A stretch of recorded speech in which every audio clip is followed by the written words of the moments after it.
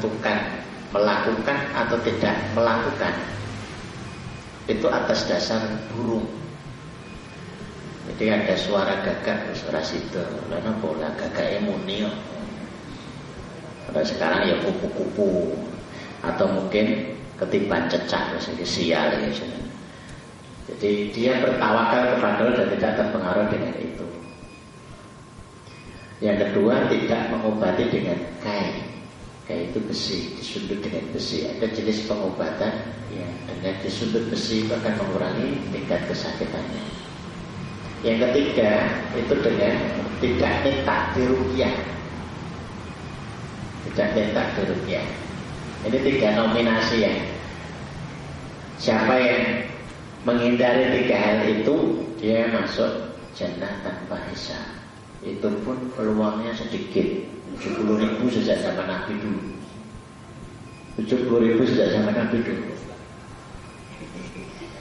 Apa maksudnya nominasi dengan tidak minta diruqyah itu? Dia termasuk yang masuk jannah tanpa hisab. Karena kesabarannya itu. Seorang wanita terkena penyakit epilepsi ayat, datang kepada Rasulullah SAW, ya Rasulullah, doakanlah saya. Dibacakan doa agar dia sembuh. Rasulullah menyampaikan, kalau kamu saya doakan, insya Allah kamu sembuh. Tapi kalau kamu bersabar, pahalamu surga. Kamu pilih mana? Ya saya milih surga ya Rasulullah. Ya. Berarti kamu sabar. Tapi ya Rasulullah, kalau pas kambuh saya khawatir aurat saya terbuka. Maka doakan saja saya agar auratnya tidak terbuka. Maka tidak akan Rasulullah. Artinya nggak sembuh. Karena sakit seseorang itu kalau disabari itu akan mengurangi banyak penyakitnya. Maka bagi mereka yang terkena gangguan dan lain sebagainya, itu kalau dia bisa bersabar, silakan. Nggak diruqyah, silakan. Tapi nek sabar terus dan mengganggu, ya sudah, diruqyahkan saja.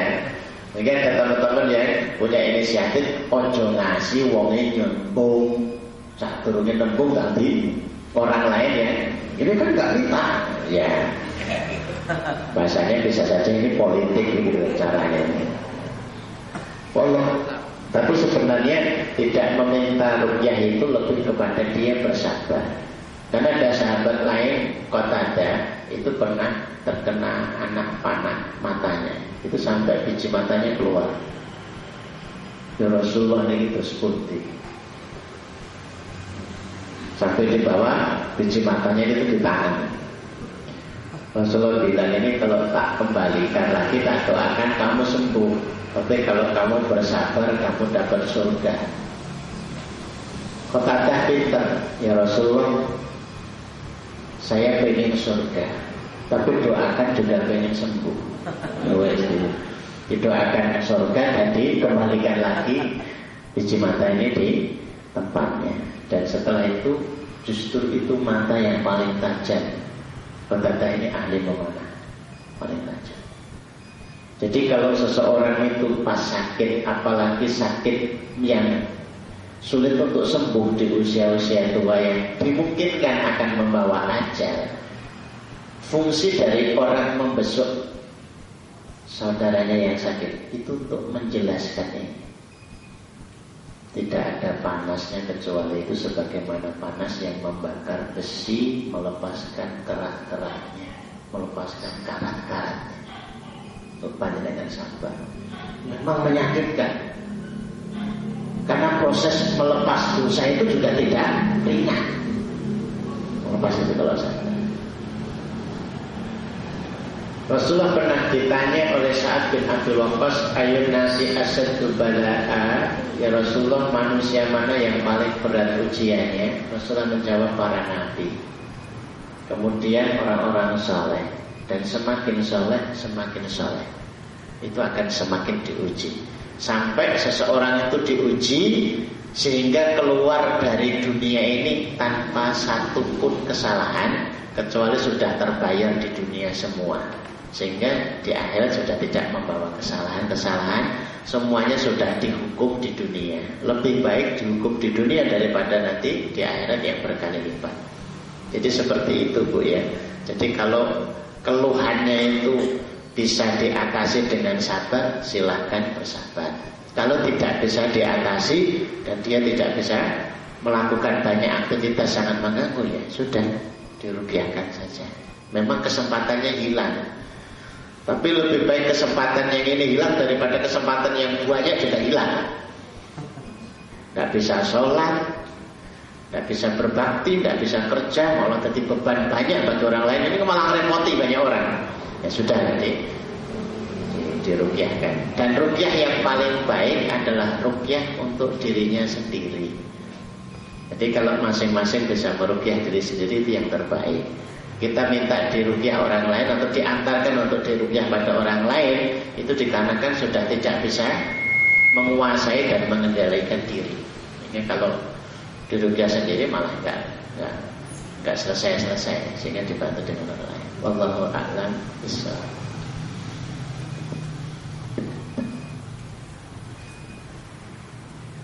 Satu pertanyaan lagi, silakan.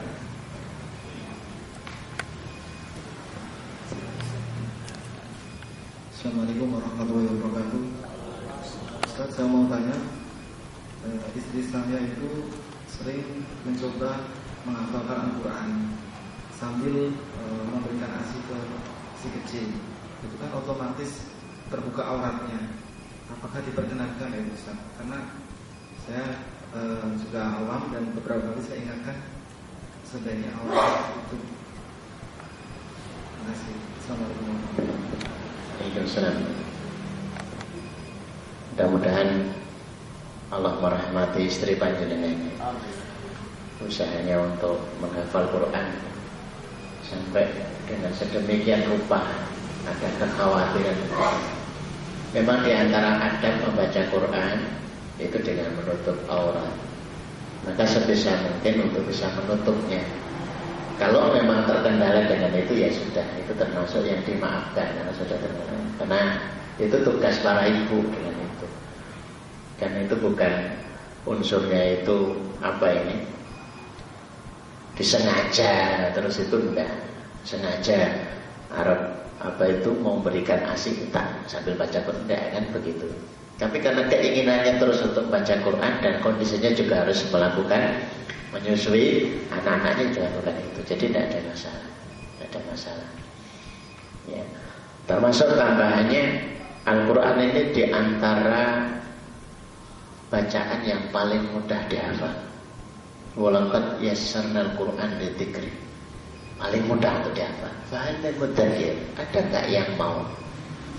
Maka nasihat ini sebenarnya untuk saya sendiri juga dan untuk panjenengan sekalian. Hal tersulit di dalam menghafal Quran sebenarnya bukan proses menghafalnya, tapi proses di dalam menentukan pilihannya di hati kita, mau apa enggak. Begitu mau dan kemauan itu diperkuat, ini akan menyelesaikan.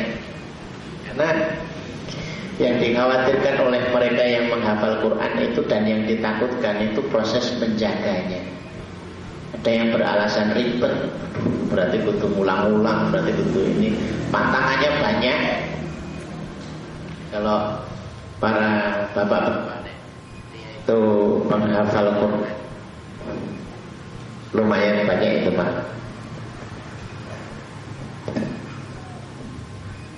Tidak boleh lihat yang haram, ya. Tidak boleh lihat aurat yang bukan haknya. Ini kan repot. Berarti sudah selektif yang dilihat. Iya, pengaruh sekali. Kalau Imam Syafi'i itu ke pasar baru melihat betis tersingkap, tidak sengaja. Nah sekarang kan banyak yang disengaja nyingkapnya. Lo mau berangkat dengan jelas-jelas betisnya kelihatan, berarti kan sengaja. Itu ke pasar tidak sengaja betis tersingkap. 500 hafalan rontok. Beliau orang yang belajar kepada Imam Malik, kalau dia membaca maka yang sampingnya harus ditutup, karena kalau kelirik hafal, tajamnya hafalannya, sehingga sangat terasa sekali pengaruhnya. Mungkin di kita nggak terlalu ngaruh. Allah ngomongnya sopo, pentino ngerti betis ya nyatanya orang enek sing rontok. Tanyakan dulu ada nggak hafalannya. Lalu nggak ada yang rontok apa? Loh hafalannya nggak ada atau nggak banyak, ya mungkin malah men gitu ya. Maka wajar ketika itu kita merasakan tidak terlalu. Tapi bagi mereka yang sudah punya hafalan itu khawatir ya. Kami dulu waktu kuliah kalau mau ujian itu udah nggak berani banyak keluar dari masjid, yang tinggal di masjid tidak mau keluar dari asrama. Bahaya ini, keluar sedikit rontok hafalan ini. Ketemu orang lewat di jalan, ketemu ini, karena kadang-kadang sulit untuk jaga mata, malah rontok hafalannya. Jadi demikian ya, tidak masalah. Allah alam soal. Kemudian Bapak Ibu yang dirahmati Allah, sebelum menutup majelis malam hari ini, saya perlu nasihatkan lagi. Ada banyak hal yang sebenarnya itu berawal dari tidak seimbang. Nasihat saya hari ini yang kami sampaikan kepada teman-teman melalui BBM. Kadang masalah hari ini itu terbentuk karena kita tidak mau berbenah dari dulu. Apa yang dimaksudkan? Ketika sebelum menikah, itu ibadah kita biasa-biasa saja. Ya, salatnya biasa, ibadahnya biasa, tilawah baca Qur'annya biasa, sedekahnya juga biasa. Sampai nanti masuk ke jenjang pernikahan, tetap aja biasa-biasa saja. Ini tidak ada pengaruh banyak. Tapi begitu amanah tambah anak, berarti kan urusan kebutuhan juga mulai tambah. Rumah, tagihan, cicilan, angsuran, macam-macam. Mulai kita kelimpungan. Tengok kanan kiri, cari formula apa yang kira-kira bisa diselesaikan. Wajar sebenarnya. Amanah bertambah, kebutuhan bertambah, ibadah sama. Nggak ngangkat. Yang namanya Suzuki Bravo itu 94. Wow, bagus itu pada zamannya. Tapi hari ini diketawain bahwa 1 kuintal jalan nanjak, melas itu. Sudah waktunya untuk berbenah. CC-nya dinaikkan sama. Mungkin sebelum menikah sedekah paginya 1000, setiap pagi 1000. Dilatih menikah 2000. Anak 1 3.000. Anak 2 4.000. Anak 3 terus. Atau perkembangannya setiap waktu. Insya Allah tidak ada problem. Yang jadi masalah itu tidak seimbang antara yang menjadi tanggungan dengan kekuatan. Itu tidak seimbang. Kekuatannya tidak ditingkatkan, bebannya itu terus meningkat. Mestinya waktu masih bujangan itu 1 juz sehari. Ketika menikah itu bukan dikurang. Lah sibuk, yang diurusi nggak hanya Quran tok, yang ngurusi istri, yang ngurusi anak ya. Itu alasan. Justru semakin banyak beban, semakin kita tingkatkan. Iya kan? Mestinya begitu. Ibadah yang lain juga begitu. Maka perhatikan mereka yang mulai kewalahan, kelimpungan, itu selalu disebabkan karena beban yang semakin banyak, kekuatan yang semakin berkurang. Kekuatan terhebat kita itu pada ibadah kita. Maka tidak mengherankan ketika Fatimah putri Rasulullah itu minta pembantu karena sudah beratnya pekerjaan. Rasulullah nggak ngasih pembantu, ngasih ibadah, zikir sebelum tidur. Allahu Akbar 34, Alhamdulillah 33, Subhanallah 33. Nggak dikasih pembantu. Itu lebih baik daripada pembantu. Jawabannya gitu. Ketika ada sahabat itu yang punya hutang sampai tidak berani pulang ke rumah, dia di masjid 3 hari. Rasulullah mengajarkan ibadah doa, dibaca pagi 3 kali, sore 3 kali, terus dikuatkan dan dikhusyukkan dengan itu. Dengan itu Allah menyelesaikan hutang-hutang. Bahkan umat Nabi Nuh itu merasakan kekeringan, kemiskinan, dan sulitnya mendapatkan momongan. Justru yang diajarkan apa? Ibadah, zikir, istighfar yang diperbanyak. Ya, kekuatan kita itu di situ. Dengan banyak istighfar, yazidkum quwwatikum ila quwwatikum. Allah akan nambah kekuatan dari kekuatan kalian. Ya. Jadi sebenarnya orang Muslim ini tidak butuh obat kuat. Ya. Tidak butuh. Yang dibutuhkan apa? Banyak istighfar. Karena boleh jadi kekuatannya berkurang karena banyak salah dan dosanya antara dia dengan Allah atau dengan yang lain. Sudah istighfar terus saja. Lontar. Kalau saya yang jualan obat kuat gitu, bagaimana kira payu? Karena memang di situ Al-Quran berbicara. Ya sukum kuwatikum ila kuwatikum. Kalau kamu memperbanyak istighfar, Allah akan tambahkan kekuatan dari kekuatanmu, berlipat-lipat, seimbang. Maka ini jadi pelajaran bagi kita sekalian. Di titik manapun kita hari ini merasakan hidup ini penuh dengan beban, tengok kembali ibadahnya, tengok kembali sedekahnya, tengok kembali tilawahnya. Paling enggak 3 hal ini untuk bisa evaluasi. Jangan-jangan beban kita tidak seimbang dengan kekuatan kita. Kekuatannya yang dinaikkan. Jangan-jangan duhanya hanya 2 rakaat, anaknya 3, ya pantas terseok-seok. Jangan-jangan tahajudnya hanya 2 rakaat, direktur perusahaan mesti ini kelimpungan. Ketua yayasan aja itu 2 rakaat tahajud itu udah kelimpungan. Karena yang disiapkan Rasul dulu, sahabat itu pemimpin dunia, itu tahajudnya itu dari mulai sekitar jam 11 sampai setengah jam sebelum subuh. Ini pemimpin dunia, harus mulai seperti itu. Kalau tidak siap tahajud lama, ya tidak usah lah bercita-cita jadi pemimpin. Berat. Siapa yang bawa amanah siang hari, dia adalah orang yang paling kuat hatinya di malam hari untuk berdiri dalam salat malam. Yang paling kuat, ya, berbisik-bisik dengan Allah. Ya. Teman kami menyebutnya itu pacaran sama Allah. Yang paling kuat pacaran dalam tahajud malam hari, itu yang paling kuat siang harinya bawa amanah. Karena semua beban masalah amanah siang hari, malamnya akan disampaikan, ya Allah, rakyatku, ya Allah, pembantu pekerjaan, ya Allah, ya Allah, ya Allah, semua disampaikan dan semua akan mendapatkan solusi dari Allah Subhanahu wa taala. Maka ini yang perlu saya ingatkan. Saya yakin Bapak Ibu, kalau jenengan sudah mulai mengawali orang yang hari ini berkeluarga punya 2 anak, sedekahnya setiap pagi 10.000, sebulan 300.000, nggak mungkin kekurangan. Tidak mungkin kekurangan. Insya Allah cukup kalau dia qanaah.